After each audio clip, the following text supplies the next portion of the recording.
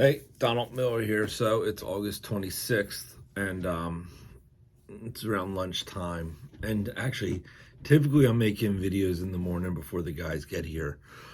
But I wanted to make a video based on some of the comments that apprentices are having, where they're having issues finding a good mentor to look up to and what to look for.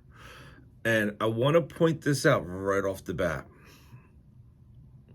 The unions, I got to give the unions credit because their program, they have a serious program. It goes state by state, and some are very healthy unions, and it's really good for the employee. And some are, I'm not gonna go into, they're just too political, let's put it that way. And some are so powerful that only family members, like they're the legacy, and then they accept outsiders. So it depends on where you're at, and that's going to dictate how the union plays a part in this conversation. I'm right outside of a major city, and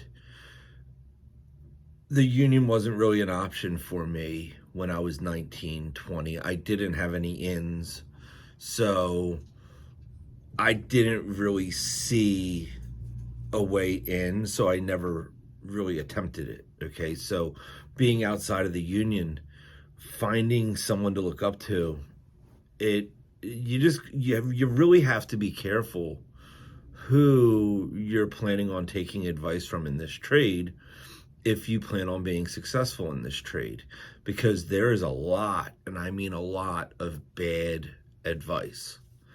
There's a lot of people that will steer you wrong and get you into a really bad mentality. If this is your career, then you have to look at it as a career, and you have to look at your futures and what's going to happen in 20 years. And some of these guys aren't really planning on what's happening to them past the weekend. So you really have to watch and gauge your career correctly, like make the right moves. All right. I was very picky when I was looking for the person I wanted to apprentice under. And I didn't find them until year 2 into this trade. My first year was new construction, and it was great cutting my teeth with new construction and learning from the mechanics on there. And you pick up tricks, and you learn methods, and it's great. But I didn't view them as my future. I viewed them as cutting my teeth into the trade. I knew I wanted to expand my horizon, so they say. All right. Now year 2 comes along, and I'm bouncing around jobs. Like anyone that had side work, I would help them. And the way you do that is you offer your services as cheap as possible. You always want to make as much as possible, but you have to realize if you want to get hired for side work, you have to be affordable.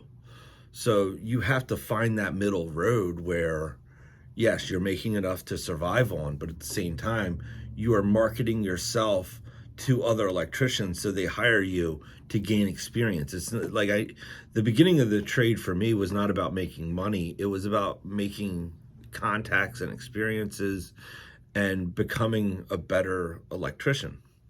All right. And then when I found the person I wanted to practice under, okay, he met criteria that I was looking for, okay? And one was, how was his personal life? And this is how I did it. You don't have to do this. You can go around, get jobs and party and whatever, not care, whatever, but this is how I did it. So I wanted to see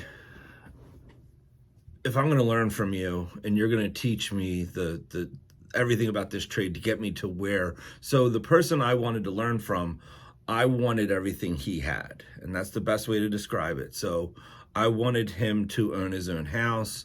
I wanted him to have his own van, be self-employed.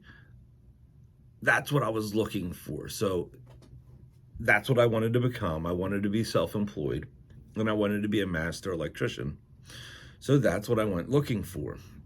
And the person I found, I devoted myself to him. In return, he taught me the trade better. So it was a mutual relationship by all means. Like, it's, I didn't care about the fact that I was making peanuts. The agreement was that I will become a mechanic in this trade, and he was going to teach me that. And I made peanuts the first year, and I cut my teeth with him, earned my stripes, and as every 6 months went along, I would, gain in my position. All right. Sometimes there was money involved, sometimes there wasn't. But when you're going around and you're looking for advice, you have to be careful who is giving you this advice. All right. That is the best, because in the beginning, I took advice from people I shouldn't have did. Like, I had one person convince me to call out because the guy told me everyone was going to call out on Monday. It was just bad.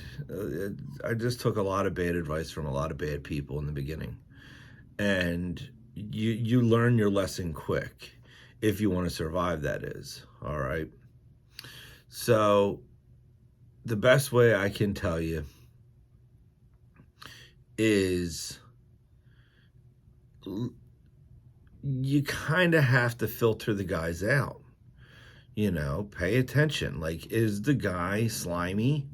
Is he a nice guy just with a bad track record? Like, there's plenty of different types in this trade, and there's some really, really good, honest, hardworking guys in this trade that are just rock solid. All right. And they're the guys you're looking for. So yeah, pay attention to their lifestyle off the trade as well as on the trade. And I think it does matter. Like, I know some people be like, who gives a shit? I care, like, I don't know. I don't want to learn the trade from an asshole or someone even worse, like a deadbeat. Like, I wanted to learn the trade from a respectable person because I wanted to emulate what he had. And that's really, like, if you want to become a master electrician, you're going to become the person that teaches you this trade if you're following that guy's direction. And that's what's going to happen. Like, it's not hard. So pay attention to the people that are training you. And the more you listen to the people, the more you're going to become like them. In certain aspects. I'm not talking about personality. I'm talking about successfulness and success traits in the trade. All right. It's Friday. That's all I got.